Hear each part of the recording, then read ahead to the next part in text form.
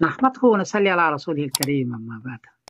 हजरत मौलाना आमिर जफर साहब हैं दिल्ली वाले, उन्होंने पूछा है कि इंडिया में चांद की सूरत क्या है, ईद उल फित्र के बारे में आप मुझे बताएं।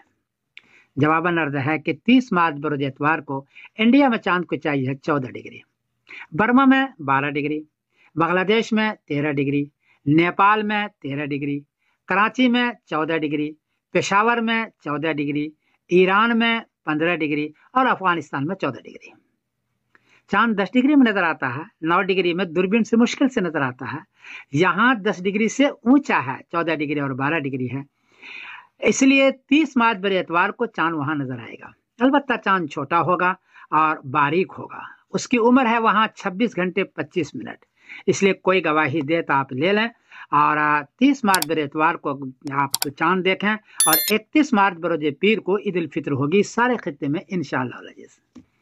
इतना अर्ज कर दूं कि सऊदी अरबिया का जो मुल्क का कैलेंडर है उसमें 30 मार्च बर एतवार को ईद उल फित्र लिखी हुई है।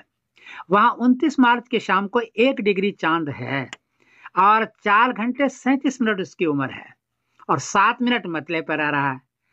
उनके यहाँ यह निज़ाम है कि 1 डिग्री के भी चांद हो तो गवाही लेके वो कर लेते हैं, तो वो ऐसा लगता है कि करेंगे। अगर ये चांद नजर आता नहीं है लेकिन वो उसका एक निज़ाम है, जमाने से वो करेंगे।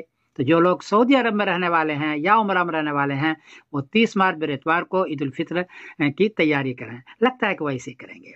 और जो इंडिया पाकिस्तान वगैरह में है वो 31 मार्च बरोज पीर को ईद उल फित्र की तैयारी करें, लगता है कि तकरीबन बात ऐसे ही होगी।